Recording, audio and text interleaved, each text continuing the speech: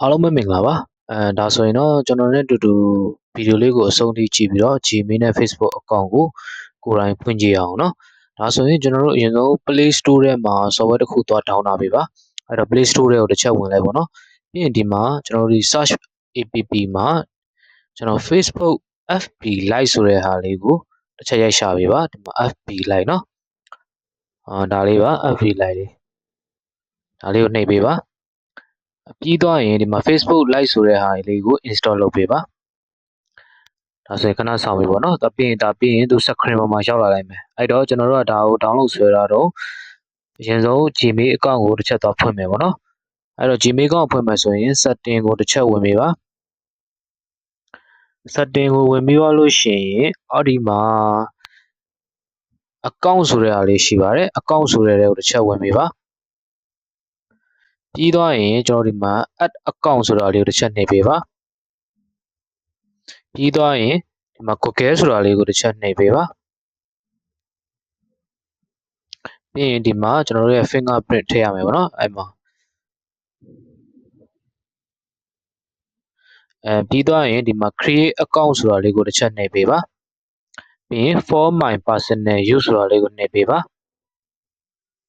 ပြီးသွားရင်ဒါကိုယ့်ရဲ့ Gmail နာမည်ပေါ့နော်ကိုသုံးချင်တဲ့နာမည်ကိုတစ်ချက်လုပ်ပေးပါချက်ထည့်ပေးပါပေါ့နော်အဲ့တော့ကိုကဒီမှာအဆင်ပြေတဲ့နာမည်တစ်ခုထည့်လိုက်မယ်ပေါ့နော်ကျွန်တော်ကတော့အဆင်ပြေတဲ့နာမည်တစ်ခုထည့်လိုက်မယ်လှလှလို့ထည့်လိုက်မယ်ပေါ့နော်လှ next နေပေးပါ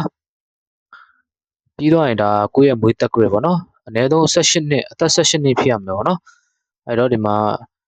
ကိုယ့်ရဲ့အဆင်ပြေတဲ့မွေးနေ့ကိုယ့်ရဲ့မွေးနေ့ထည့်ပေးပါအဲ့တော့ကျွန်တော်တို့အဆင်ပြေတာတစ်ခုထည့်လိုက်မယ်ပေါ့နော်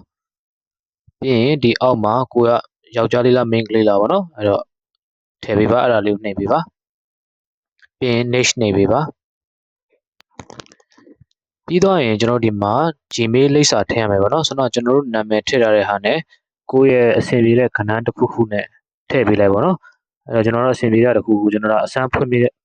အတွက်ကြောင့်မို့အဆင်ပြေတဲ့တစ်ခုထည့်လိုက်မယ်ပေါ့နော်အဲ့တော့အဲဒီမှာ password ထည့်ရမယ်ပေါ့နော် password ထည့်ရမယ်ဒါလည်းကိုယ့်ရဲ့အဆင်ပြေတဲ့ကိုမှတ်မိလွယ်မဲ့ကဏ္ဍကိုအဆင်ပြေတဲ့ဒီ security ခိုင်အောင်လည်းထည့်ပေးရမယ်ပေါ့နော်ဥပမာကျွန်တော်တို့ကနာမည်နဲ့ဥပမာလှ2025တို့ဘာလို့ဆိုလို့ရှိရင်ဒါကိုယ့်ရဲ့ account ကိုဒါ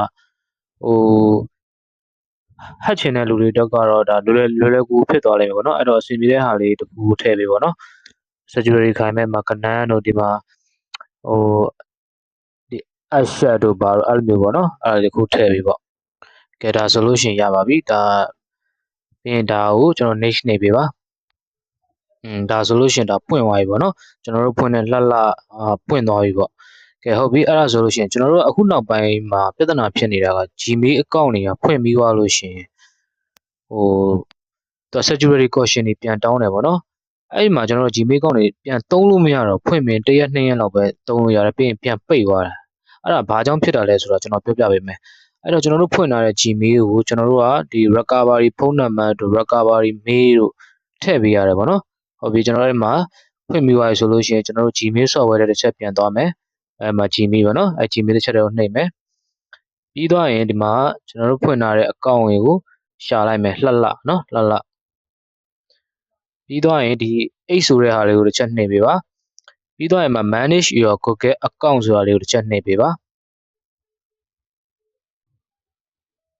โอเคအဲ့ဆိုလို့ရှိရင်ဒီလိုပေါ်လာပြီပေါ့နော်အဲ့ဒီမှာကျွန်တော်တို့ကဒီမှာ personal info တစ်ချက်သွားပေးပါ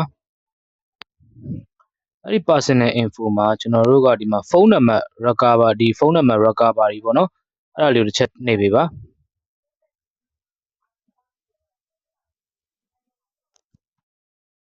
ပြီးရင်ကျွန်တော်တို့မှာ add now ဆိုတဲ့ဟာတွေမှာကျွန်တော်တို့ဖုန်းနံပါတ်ကျွန်တော်တို့သုံးတဲ့ဖုန်းနံပါတ်ထည့်ပေးရမယ်ပေါ့နော်ဒီလိုပေါ်လာရင်ပေါ်လာကျွန်တော်တို့ကဒါကျွန်တော်တို့ရဲ့ဖုန်း log တစ်ချက်ရင်ထည့်ပေးလိုက်ပေါ့နော်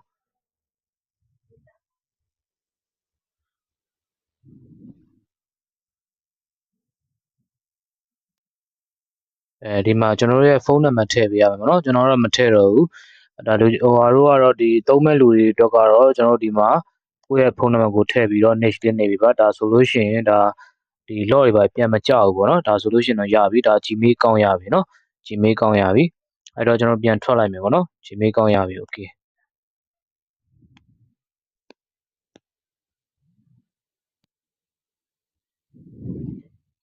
ကဲရပြီဆိုလို့ရှိရင်ကျွန်တော် Facebook ဆက်ဖွင့်မယ်ပေါ့နော် Facebook ဆက်ဖွင့်မယ်ဆိုလို့ရှိရင်ကျွန်တော်တို့ VPN ကိုအဆင်ပြေတော့သုံးပေါ့နော်ကျွန်တော်တို့ဂျန်ဂျတ်နဲ့သုံးပြီးဖွင့်ပြမယ်အဲ့တော့ဂျန်ဂျတ်ကိုဝင်လိုက်မယ် okay ဒီမှာကျွန်တော်တို့ VPN ရင်ချိန်လိုက်မယ်ပေါ့နော် okay ဒါဆိုလို့ရင်ချိန်ပြီးသွားပြီဆိုလို့ရှိရင်ကျွန်တော်တို့ဒါ Facebook Live ထဲကိုတစ်ချက်ဝင်မယ်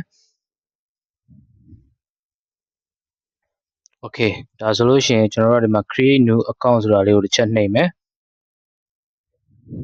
ပြီးရင်ဒီမှာ guest status ဆိုတာအပေါ်ဆုံးအပြာလေးကိုတစ်ချက်နှိပ်မယ်ပြီးတော့ကျွန်တော်တို့ရဲ့ဒီသုံးမဲ့လူရဲ့နာမည်ပေါ့နော်ဒီမှာလှလှပေါ့လှ nation နှိပ်မယ် okay ဒါမွေးတက်ဂရစ်ကတော့ third session နဲ့ထပ်ဖြစ်ကြမယ်အဲ့တော့ကိုယ့်ရဲ့မွေးတက်ဂရစ်အမှန်ထဲပေါ့နော်ပြီးရင် set လုပ်လိုက်ပြီးရင် nation နှိပ်မယ်ပြီးတော့ဒါမှယောက်ျားလေးလားမိန်းကလေးလားပေါ့နော်အဲ့တော့ယောက်ျားလေးမိန်းကလေးရွေးလိုက်မယ်ပေါ့နော်ပြီးရင် nation နှိပ်လိုက်မယ်ပြီးရင်ဒီမှာကျွန်တော်ဖုန်းနံပါတ်နဲ့ရှိရတော့ဖုန်းနံပါတ်ထပ်ထည့်ပေါ့နော်ဖုန်းနံပါတ်မရှိရလို့တက်ကတော့ဒီမှာကျွန်တော်ဖွင့်ပြမယ်ဒီမှာလှ nation နှိပ်မယ်အဲ့တော့ကျွန်တော်တို့ဒီ Facebook Live နဲ့ဆက်ဖွင့်လို့ရှိရင် niche ကိုမတွားဘူးပေါ့နော်မေးထည့်လိုက်လို့ရှိရင်အဲ့တော့ဖုန်းနံပါတ်ကိုကျွန်တော်တို့အရင်ဆုံး sign up with mobile number ဆိုတဲ့ဟာနဲ့ကျွန်တော်တို့အောက်ကဒီကောင်နဲ့ပေါ့နော်ဒါလေးကိုတစ်ချက်အရင်ဆုံးနှိပ်ပေးမယ်ပေါ့နော်အဲ့တော့ဖုန်းနံပါတ်ကမှာ959ဟိုတခုခုအဆင်ပြေတဲ့နံပါတ်ထည့်လိုက်ပေါ့နော် niche နှိပ်မယ် okay ဒါ password ထည့်မယ်ပေါ့နော် password ထည့်မယ်password ကကျွန်တော်တို့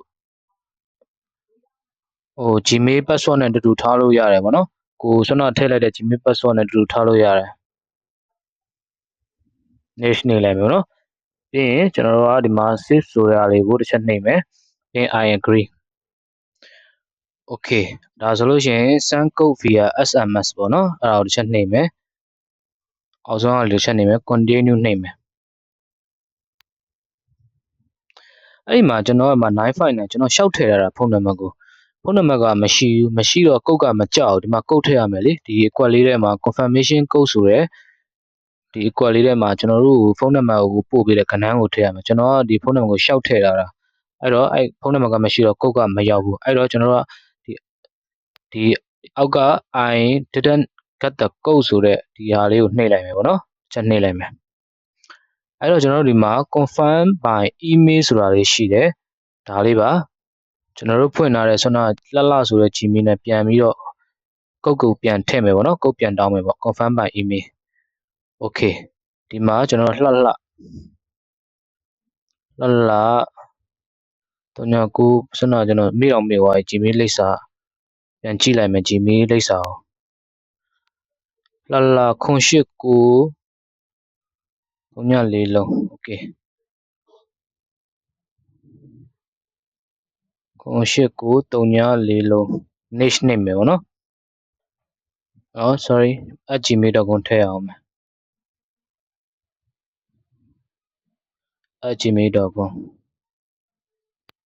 okay ဒီမှာ confirmation code ဒီမှာကုတ်ကိုထည့်ရတော့မှာအဲ့တော့ကျွန်တော်ဆွမ်းဖွင့်ထားတဲ့ Gmail တွေကိုချက်ပြန်သွားမယ်ဒီမှာကုတ်ရောက်လားမရောက်လားတစ်ချက်ကြည့်မယ်ပေါ့နော်ဟိုနည်းနည်း refresh လုပ်လိုက်ပေါ့နော်ပြန်ထွက်ပြီး refresh လုပ်လိုက်ပေါ့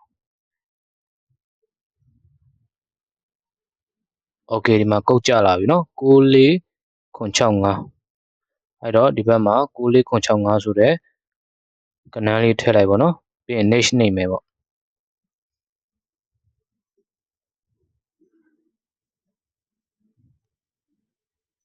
okay ဒီမှာရပြီဒါဆိုလို့ရှိရင်ကျွန်တော်တို့ကကိုယ့်ရဲ့ဒီ add picture profile နေဒီ background နေဒီ front နေအဲ့လိုတွားအပ်လို့ရပြီပေါ့နော်ကျွန်တော်တနေ့တည်းကိုအများကြီးတော့မအပ်နဲ့ပေါ့နော်အပ်တာတွေလက်ခံတာတွေ page တွေကို like လုပ်တာတွေ follow လုပ်တာတွေ group တွေ join တာတွေကိုတော့တနေ့တည်းအများကြီးမလုပ်နဲ့ပေါ့နော်ပြီးရင်အဲ့မှာone in စာသားတက်တယ်ပေါ့နော်အခါကျလို့ရှိရင်အကောင့်မှာပြန်ပြတ်တက်တယ်ပေါ့အဲ့ဒါလေးတော့သတိထားပေးပါပြီးရင်ဒီမှာကျွန်တော်တို့ရဲ့ဒီ information ဒီမှာ current city တို့ workplay တို့ school တို့အဲ့ဒါလေးတွေကိုနည်းနည်းပြည့်ပြည့်စုံစုံလေးဟိုထည့်မယ်ပြီးရင်ကိုယ့်ရဲ့ပုံလေးတွေတင်မယ်ဘက်ကိုသတင်းလေးတွေ share မယ်ပေါ့နော်ဒါဆိုလို့ရှိရင်တော့အကောင့်တစ်ခုကတော့မြဲတယ်ပေါ့နော်အဲ့တော့မဟုတ်ဘူးတွေ့သမျှအပ်မယ် like တွေလုပ်မယ်အဲ့လိုမျိုးပေါ့ချက်ချင်းအကောင့်ကအခုမှဖွင့်လာတဲ့အတွက်ကြောင့်မို့အဲ့ဒါတွေလုပ်မယ်ဆိုလို့ရှိရင်အကောင့်က lock ပြန်ကျတယ်ပေါ့နော်ဒါဆိုရင်အကောင့်ရေရှည်မမြဲဘူးပေါ့ဒါဆိုလို့ရှိရင်တော့ဒါလေးကသတိထားကြပါနော်ဒါဆိုရင်တော့အဆင်ပြေပါပြီ